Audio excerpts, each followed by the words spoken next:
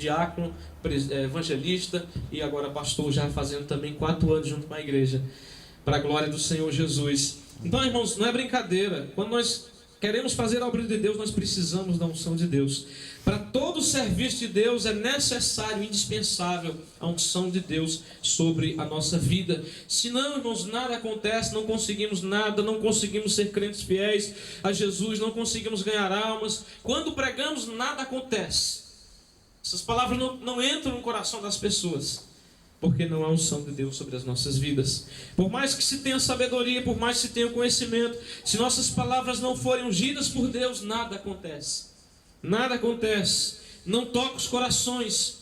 Mas eu creio, irmão, que se a palavra de Deus é ungida, por mais simples que ela seja, por mais baixo ou mais alto que eu possa falar, essas palavras vão tocar os corações, por mais duros que sejam. Amém. Às vezes a pessoa vem na igreja, igual eu ouvi o irmão Anderson dizer um dia: eu vou lá só para ver minha esposa cantar. E ele foi ali com o coração endurecido, nem gostava muito de crente, nem gostava muito de igreja, só pelo que ele ouvia falar. Mas quando ele entrou ali, a palavra de Deus ungida entrou no seu coração, e seu coração duro se quebrantou na presença do Senhor Jesus. Então, irmãos, quando a palavra de Deus é ungida, ela quebranta os mais duros corações. Amém? Elas destroem barreiras espirituais.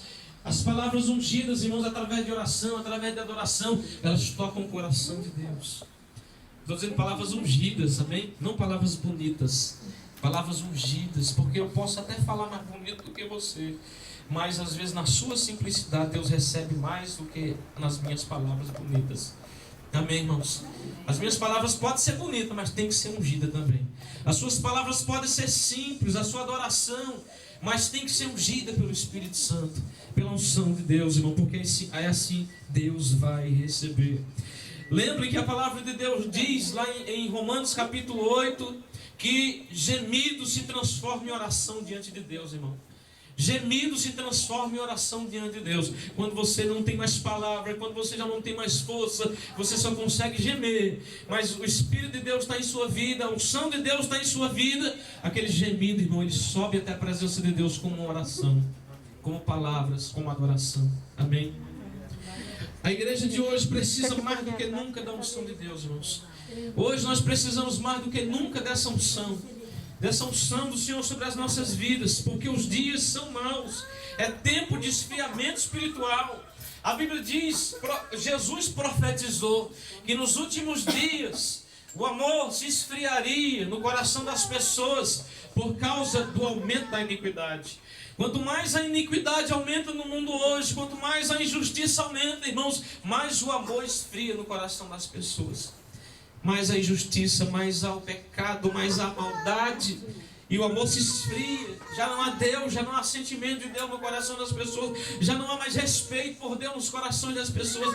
E isso é cumprimento da palavra lá em Daniel capítulo 12, lá em Apocalipse capítulo 21, nos diz que nos últimos dias quem era justo se justificaria mais ainda, quem era limpo se limparia mais ainda, quem era injusto faria cada vez mais injustiça, quem era sujo cada dia se sujaria mais ainda. É cumprimento da palavra de Deus, irmão. Se você é limpo, se você é justo, você vai se aproximar mais de Deus nesses dias. Se você é injusto, se você é sujo, se você é impuro, cada vez você vai se atolar mais na impureza, na injustiça, no pecado. Em nome de Jesus, se você é de Deus, se achegue a Deus. Se você diz que crê em Deus, então se achegue a Ele. Cada dia mais da maneira que Ele diz que quer que você se achegue a Ele. Em nome do Senhor Jesus. Aleluia, nós precisamos dessa unção, irmão. Uma das igrejas a qual Jesus escreve lá em Apocalipse, no capítulo 3, do versículo 1 ao 5, é a igreja de Sardes. As 7 igrejas Jesus escreve ali no capítulo 1, 2 e 3 de Apocalipse. Uma delas é a igreja de Sardes. A igreja de Sardes é conhecida como uma igreja morta. E sabe como Jesus se apresenta a ela? Eu sou aquele que tem os 7 Espíritos de Deus. Ou seja, eu sou aquele que tem a unção completa de Deus. Se você reclamar, se você se arrepender das tuas más obras, dos teus maus caminhos, eu trarei vida novamente sobre você. Eu vou trazer ressurreição sobre você, igreja morta, porque eu somente tenho a unção do Espírito Santo. Só Jesus, irmãos. Amém? Muitas igrejas precisam dessa unção hoje. Unção de ressurreição, da unção de Deus que traga vida a ela novamente. Em nome do Senhor Jesus. Quando falamos da cruz, ou do túmulo vazio, ou da coroa de espinhos, de quem que você lembra? De quem que você lembra? Pode falar mais alto. Jesus. Quando nós falamos da cruz, quando nós falamos daquele túmulo vazio, né? Quando nós falamos da coroa de espinho, de quem nós lembramos automaticamente? De Jesus. Quando eu falo do fogo, do vento, da água, quando eu falo, né, da pomba, de quem é que eu lembro? Espírito Santo. Do Espírito Santo. Porque ele é simbolizado assim na Bíblia, pelo fogo, o vento, a água. Nós lembramos logo do Espírito Santo. Quando eu falo da criação, quando eu falo do trono, quando eu falo dos céus, de quem eu lembro? Deus. De Deus o Pai, não é verdade? E quando eu falo da igreja, não da igreja templo, mas quando eu falo da igreja povo de Deus, de quem que eu lembro? Nós. Qual é o símbolo da igreja, irmão? Qual é o símbolo da sua vida? O símbolo maior da sua vida é uma lâmpada, é uma candeia. O símbolo maior da igreja é uma candeia, irmãos. Esse seria o símbolo pela qual a igreja deveria estar sendo lembrada. E quando nós falamos em igreja hoje, nós não lembramos de nada. O símbolo da igreja, irmãos, é uma candeia. Amém? É uma lâmpada, é uma candeia, é um castiçal de ouro, como diz na Apocalipse capítulo 1. E o próprio Jesus disse isso lá em Mateus 5,14. Vós sois a luz do mundo. Vocês são a luz do mundo. E no versículo 15 e 16 ele continua dizendo assim: não se acende uma candeia. Vocês são uma candeia, irmãos, nesse mundo. Eu sou uma candeia nesse mundo. Eu preciso ser uma candeia acesa nesse mundo. E Jesus diz: não se acende uma candeia e se coloca debaixo do alqueire, mas no velador. Porque quando você coloca no velador, ela dá luz a todos que estão na casa. Assim resplandeça a vossa luz diante dos homens. Você precisa brilhar nesse mundo. Se você é de Deus, se você é um servo de Deus, se você tem a unção de Deus sobre a sua vida, você é uma candeia que resplandece no mundo. E através da sua luz, outras pessoas que estão nas trevas, elas vêm para a luz que está em Cristo Jesus. Você precisa brilhar, irmão. Você precisa brilhar, irmão. Diga isso para o seu irmão: irmão, você precisa brilhar. Você precisa brilhar. Que a vossa luz resplandeça diante dos homens. Glória a Deus. Aleluia.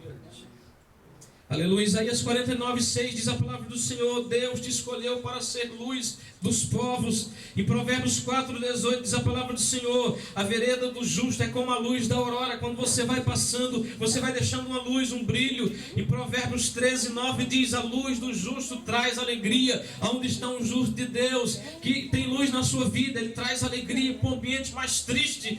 Em Efésios 5,18 diz: agora somos luz no Senhor. Em 1 Pedro 2,9 diz: o Senhor nos chamou das trevas para a sua maravilhosa luz. Nós somos filhos da luz. Nós somos filhos do Deus que é luz. O Senhor é luz e nele não há trevas alguma. Nós somos filhos dele. E como filhos dele, nós precisamos brilhar, irmãos.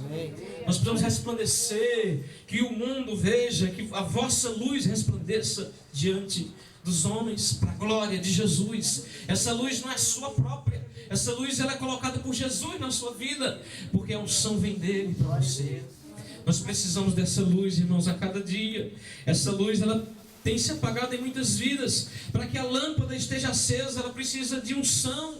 Você é lâmpada, você não é unção, você é lâmpada. A unção é Deus, o Espírito Santo quem derrama sobre a sua vida. Só assim pode haver a luz. Nós combinando com o Senhor. Assim, irmãos, a luz ela se acende, ela brilha. E assim o nome do Senhor é glorificado através das nossas vidas. Se muitos têm vergonha do nome do Senhor, muitas pessoas hoje que nós dizemos: olha, vamos à casa do Senhor, vamos à igreja, vamos servir a Deus. Muitos dizem assim: eu não vou porque eu conheço crente que é mau exemplo. Eu conheço igrejas que roubam, eu conheço tantas coisas erradas. Não olhe para isso, irmão, olhe para Jesus. E se você tem visto isso, seja você então diferente. É isso que eu decidi no meu coração, porque eu passei por muitas igrejas já na minha vida. Contemplei muitas coisas erradas, não quis permanecer dentro delas. O Senhor colocou no meu coração e disse: então vai, faça você a obra e faça a diferença no meio desse mundo.